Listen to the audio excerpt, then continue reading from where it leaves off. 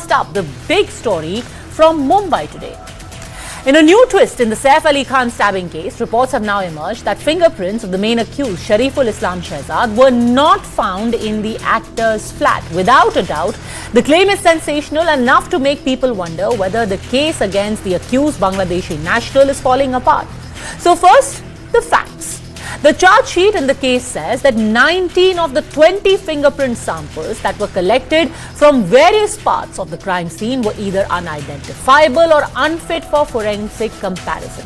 7 of these samples came from the bathroom door in the room of Saif's younger son Jay.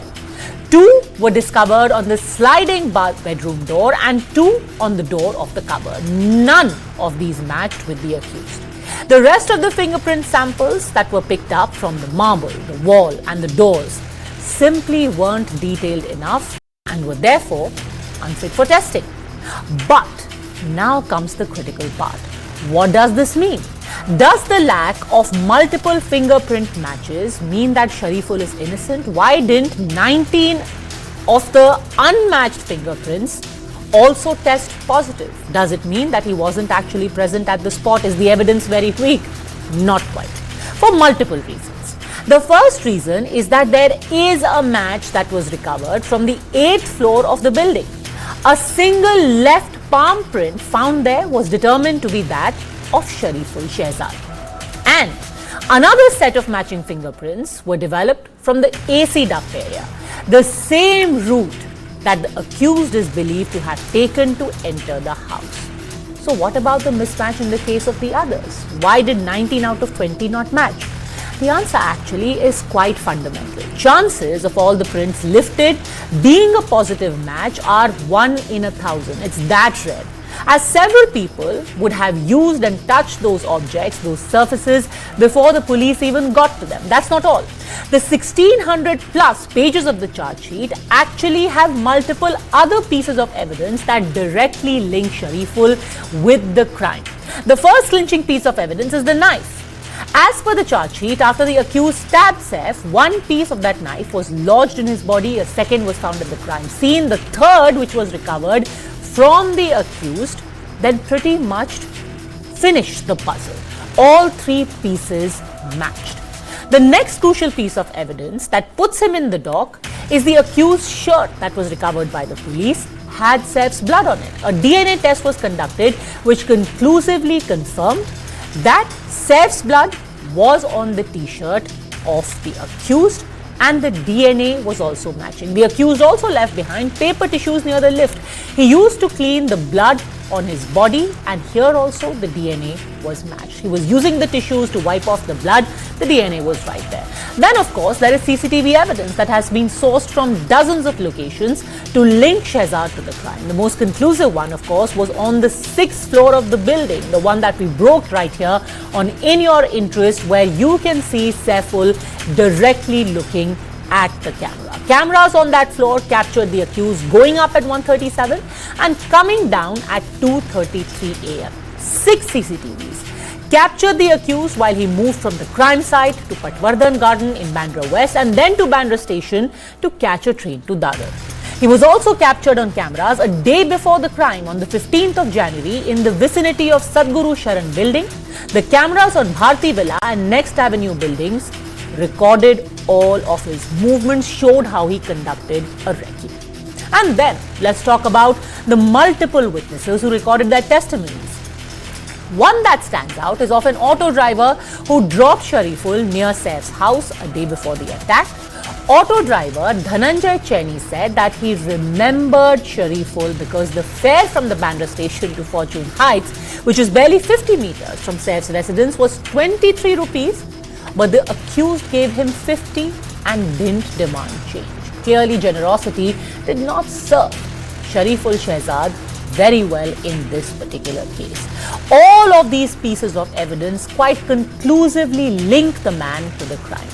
The Bangladeshi has also revealed that Shariful's main motive behind entering Saif's house was to rob him and to use that money to get Aadhaar and PAN cards. He revealed that his contact 50,000 rupees for making forged cards, and he needed these cards to get an Indian passport. Subsequently, of course, there are multiple testimonies that have been given by people who were present in the house, by Kareena Kapoor Khan herself.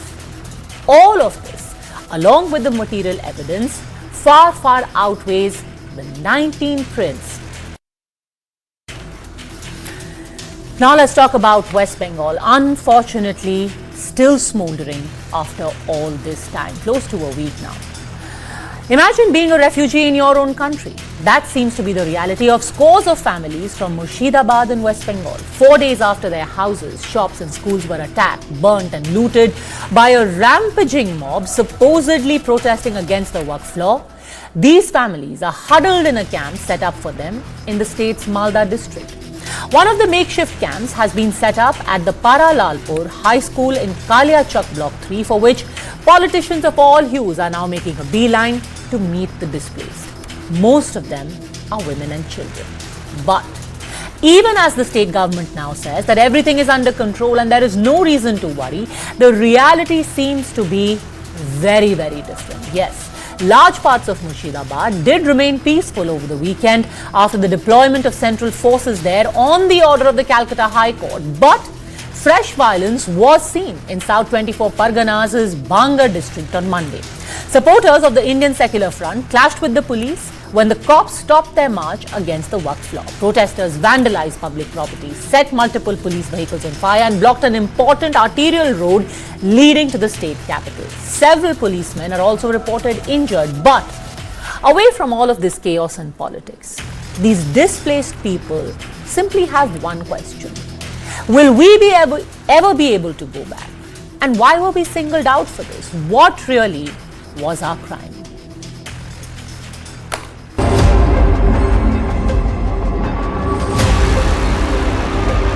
जान बाँचिए এসেছে আমাদের টাকা পয়সা লুটে নিয়েছে আমাদের ইজ্জতও ওরা লুটতে চাইছে কি অবস্থা সব বাড়ি ঘর পুড়িয়ে দিয়েছে গলায় হেসা লাগিয়ে দিয়েছে 8 মাসের গর্ভবতী একজন আসছে 3 দিনের বাচ্চা নিয়ে ছেজারের বাচ্চা কি করে আসলো हम लोगों को शांति चाहिए सुरक्षा चाहिए और परमानेंट सेंट्रल फोर्स का सुरक्षा चाहिए कैंप चाहिए यहाँ पर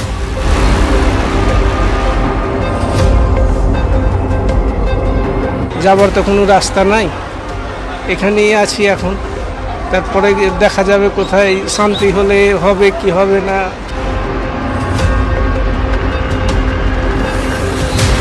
6-7 लाख रुपया का सामान था सर पूरा एकदम डैमेज कर दिया कुछ हमको दीजिएगा प्रशासन ने तो हम दुकान खुल पाएंगे नहीं तो हमारा जो बाल बच्चा है वो का मर जाएगा sir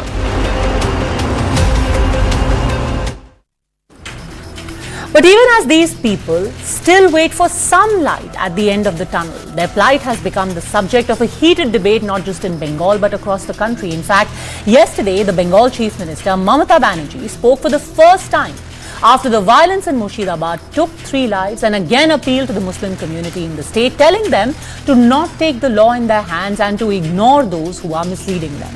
What is interesting, that while Didi appealed for peace and reminded people that no one should play with religion, at no point did she actually rebuke the rioters or express direct solidarity with the Hindus forced to flee their own homes. A dodging of issues that didn't go down well with Uttar Pradesh Chief Minister Yogi Adityanath. But please দয়া করে সে যেই হোক A, B, C, D, E, F, G, যেই বা হোক আইন কখনো হাতে তুলে নেবেন না আইনের জন্য তো আইনের রক্ষক আছে আইনের ভক্ষক তো দরকার নেই তাই আপনাদের অনুরোধ করব কেউ প্ররোচনা দেবে কোনো ব্যাপারে কিন্তু প্ররোচিত হবেন না প্ররোচনার সময় যে মাথা ঠান্ডা রাখে সেই তো আসল জয় করে মন্দির বলুন মসজিদ বলুন গুরুদ্বারা বলুন গির্জা বলুন আমি আবার বলি ধর্ম যার যার আপনার উৎসব কিন্তু সবার আমরা সবাই सब उत्सव मिलित हुई। आप देख रहे होंगे बंगाल जल रहा है, वहां की मुख्यमंत्री चुप है, दंगाइयों को शांति दूत कहती है। अरे लातों के भूत बातों से कहां मानने वाले हैं। लेकिन सेकुलरिज्म के नाम पर इन लोगों ने दंगाइयों को दंगा करने की पूरी छूट दे रखी है। पूरा मुर्शिदाबाद एक सप्ताह से चल रहा है, सरकार मौन है। बहनों और भाइयों, इस प्रकार की अराजकता पे लगाम लगनी चाहिए और मैं धन्यवाद दूंगा इस बात के लिए वहां की माननीय न्यायालय को, जिन्होंने वहां पर केंद्रीय बलों की तैनाती करके वहां के अल्पसंख्यक हिंदुओं की सुरक्षा की व्यवस्था कदम उठाया है और आज केंद्रीय बल वहां पर तैनात है। आपने वहां की पीड़ा सुनी होगी। But it is one thing to try and play down the situation in the state, and quite another when some leaders almost seem to make light of what is happening in West Bengal, of trying to maybe mock the displacement of people. Some even issued a veiled threat. How else do you explain Congress leader Rashid Alvi saying that Murshidabad was a reaction to an action, and if you threaten people's religion, guess what will happen? You only need to learn from the example of Salman Rushdie and what happened in the Golden Temple. What is that supposed to mean? Is this a warning that if the Indian state even dares to bring a legislation that someone perceives to be hurtful to their religion, we have to understand that there will be blood, there will be violence? Or what do you make of Mahmood Madni, who in a similar vein reminded people that they are ready for Qurbani? Or Kunal Ghosh, TMC leader, who has again floated the theory that it is the BSF that conspires to allow Bangladeshis to enter West Bengal, riot and then escape. From tacit threats to bizarre deflections and conspiracy theories to outright tone deafness. These are the 6 most unthinking, mindless things that our netas have said about the plight of those people who have been made refugees in their own land in West Bengal. लोगों का इस बात के लिए लड़ाई जारी रहेगी, खत्म नहीं। और जो कुर्बानी देनी पड़े, पहले भी दी गई है, आजादी से पहले भी कुर्बानियां दी। अगर लड़ना पड़ेगा लड़ेंगे, सब्र करना पड़ेगा सब्र भी करेंगे और कर रहे हैं। সকলের কাছে করজোর অনুরোধ করব, দয়া করে আইন কেউ হাতে তুলে নেবেন না। প্রিয় মুখ্যমন্ত্রী মমতা বন্দ্যোপাধ্যায় আছেন, আপনার বাবা দাদাদের অবস্থান রক্ষা করার দায়িত্ব যেমন আপনাদের তেমন আমাদের। একটার পর একটা ভারত মায়ের যে অলংকার, সেই অলংকার একটার পর একটা তারা বিক্রি করতে চাইছে। অবশেষে তারা ওয়াকফ সম্পত্তির দিকে লক্ষ্য দিয়েছে। जब गुजरात के अंदर भयानक कम्युनल राइट हुआ था तो अटल जी जो उस वक्त प्राइम मिनिस्टर थे उन्होंने कहा था कि एक्शन का रिएक्शन होता है। मुर्शिदाबाद के अंदर भी एक रिएक्शन है और इसके लिए भारतीय जनता पार्टी जिम्मेदार है।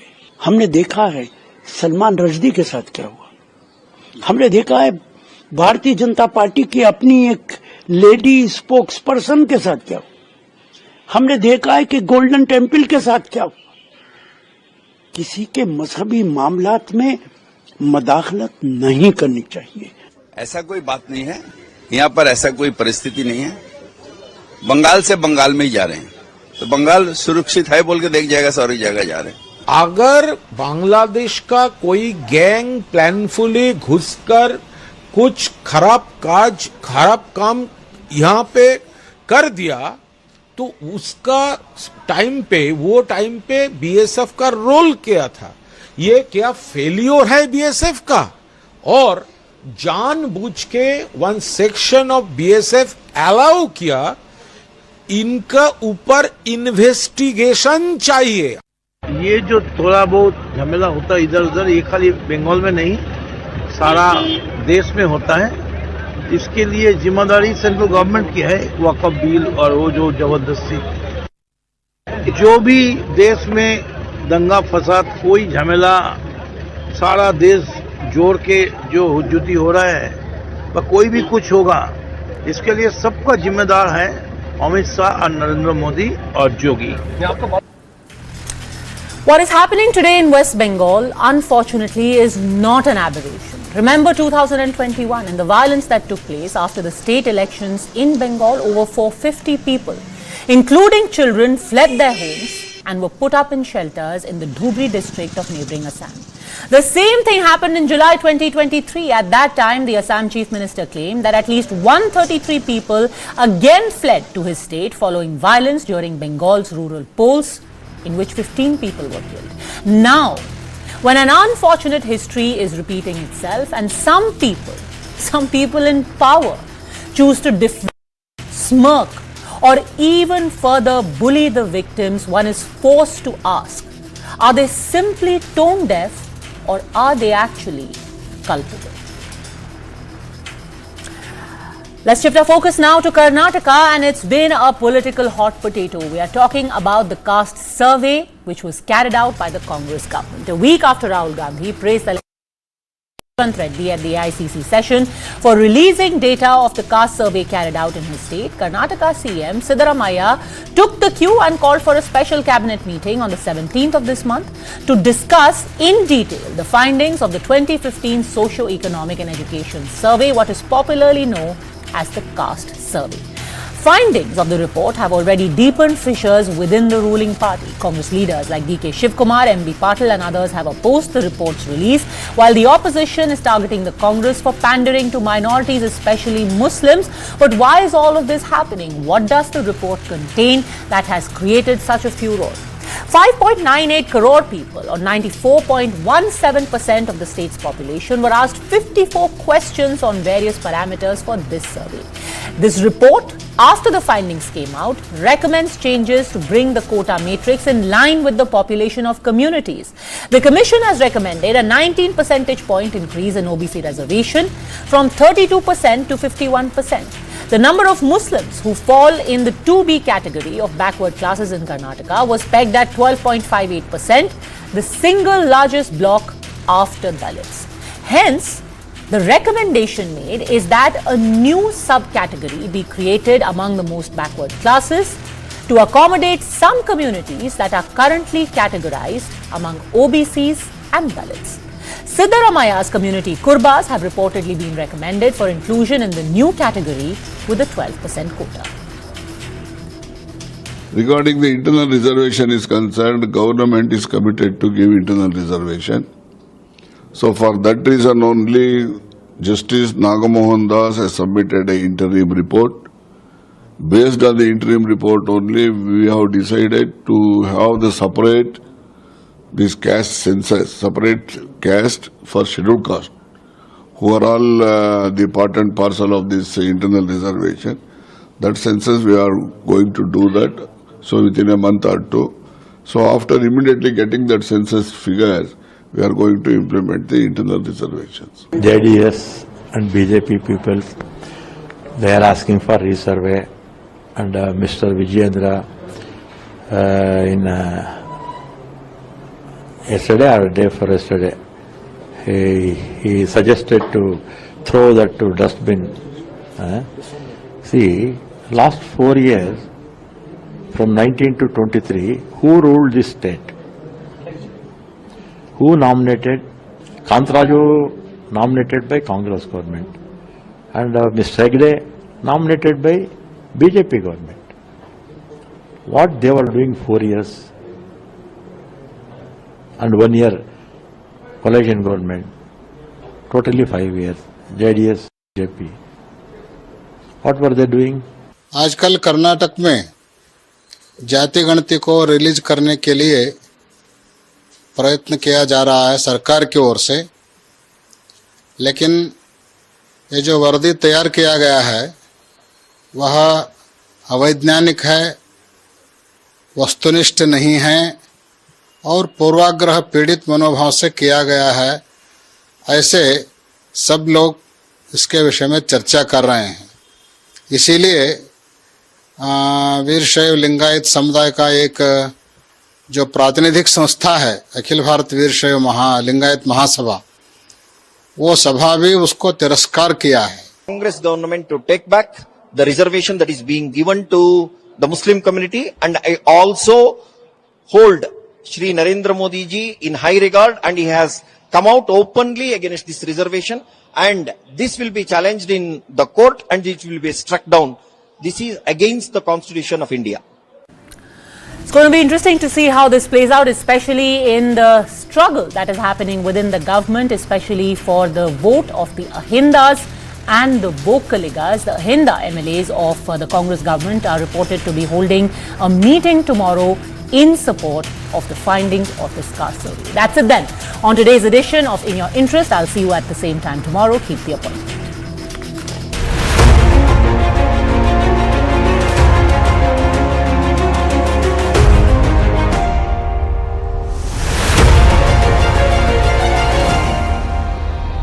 Smash your way to glory at the News9 Corporate Badminton Championship.